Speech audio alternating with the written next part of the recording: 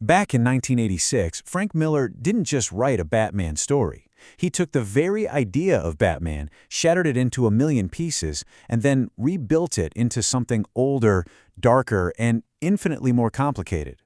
Today, we are diving headfirst into his masterpiece, The Dark Knight Returns, to figure out how it completely upended the entire superhero world. And not right there. That's the question at the heart of this whole thing. It's not just about whether an old hero can still throw a punch. It's asking what a hero even is in a world that feels like it's rotted all the way through. So where do we find ourselves? Gotham City. But it's been 10 long, silent years since anyone's seen the Bat. And in that silence, the city has been left to fester, just waiting for something to finally snap. All right, so to really wrap our heads around this, we've got to look at the two main characters, if you will, a broken man and his decaying city. Bruce Wayne is 55 years old now, and on the surface, he's just this wealthy recluse, hiding from the world behind a mustache that's really just another mask. But inside, it's a whole different story. This retirement isn't peace. He calls it a prolonged, agonizing death. He's being eaten alive by what he calls the beast, this deep, primal addiction to the fight. After 10 years of suppressing it, it's literally killing him. And at the same time, look at Gotham. Miller paints this picture of a city that's not just in trouble, it's a full-on wasteland. It's suffocating under this oppressive heat wave that perfectly mirrors the social tension just ready to explode. A violent, nihilistic gang called the Mutants basically owns the streets, because all the traditional institutions, the police, the courts, the government, they've all completely and utterly failed. The city's become this lawless neo-frontier, just begging for a new and maybe scarier kind of justice. And if you want a perfect symbol for just how badly the system has failed, you just have to look at one person's story. It tells you everything you need to know. Yep, we're talking about Harvey Dent, Two-Face. See, the system is so desperate to prove it still works that it makes Harvey its poster child. They pour all this money and resources into curing him, convinced they can fix him and show everyone that things are still okay. So they do the whole shebang. We're talking extensive therapy with this guy, Dr. Wolper, cutting-edge plastic surgery to completely repair his scarred face, and voila! They pronounce him cured and send him back out into the world. They really believe that by fixing the outside, they could magically fix the broken man on the inside. They were so wrong. And this is where it gets truly horrifying. The second they make his face whole, the good man, Harvey Dent, vanishes for good. He's completely consumed by Two-Face, and his logic is just chilling. By fixing the scarred side of his face, they didn't heal him. They just erased the last physical reminder of the good man he once was. The quote says it all. Now both sides match. The cure only completed the monster. So, with the system failing so spectacularly, it leaves this giant void. And you know what they say about nature, right? It abhors a vacuum. Something is going to fill it, and what fills it is radical.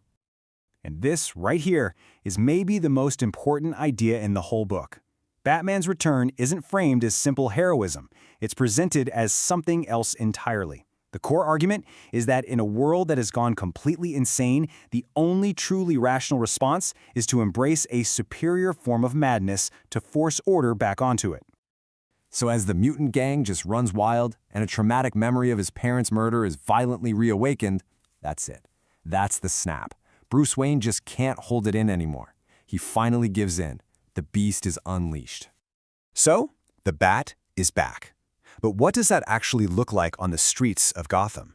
Well, let me tell you, this is not some triumphant comeback. This is an old man declaring a very, very brutal war. And make no mistake, this Batman is 55. He's slower, he's heavier, he feels every single hit, and he knows he's mortal. So how does he make up for it? With pure, unadulterated technology and terror. His suit is basically a walking suit of armor. His Batmobile is a literal tank. This isn't about elegant crime fighting, this is about shock, awe, and overwhelming brutal force. His first showdown with the younger, stronger mutant leader is a complete disaster. Batman is arrogant, he relies on his old tricks, and he gets utterly humiliated, almost killed. It's a brutal wake-up call. So for the rematch, he changes the game entirely. He lures the leader to a mud pit to slow him down, taking away his enemy's strengths and relying on pure, cold strategy. And this quote, my gosh, this quote is everything. In that second fight, he isn't a brawler, he's a surgeon. He uses his intellect to methodically, precisely take his opponent apart. It's his way of telling the world and himself that he is back in control, not because he's the strongest, but because he's the smartest. But it's not just the character of Batman that's being torn down and rebuilt here. Frank Miller does the exact same thing to the way comic books themselves are structured and drawn. And you can boil down this whole visual revolution to a single number. 16. So many pages in this book use this tight, relentless 16-panel grid. It creates this rapid-fire, almost claustrophobic feeling when you read it, right? You're just being bombarded with these little snapshots of chaos, which perfectly mirrors the chaos happening in Gotham itself. And all that visual chaos is cranked up to 11 by the television screens you see on almost every page. The media here acts like a modern-day Greek chorus, just this constant stream of talking heads, arguing, commentating, and twisting the narrative for everyone watching at home. It's a brilliant satire of 1980s media culture, and it shows how public opinion gets violently split between seeing Batman as a savior and seeing him as a fascist menace. So when you put it all together, what do you have? The Dark Knight Returns isn't just another Batman story, not by a long shot. It's a masterclass in deconstruction. It completely tore down the old, clean, simple idea of a superhero and forced us all to look at the messy psychology and the uncomfortable politics behind a man who puts on a costume to impose his will on a broken world. And the true genius of this book is that it never gives you an easy answer. It just leaves you wrestling with this one haunting question. In a society that's broken beyond repair, is the monster who comes to force order back onto it a savior, or is he a tyrant? And in a world gone completely mad, is there even a difference anymore?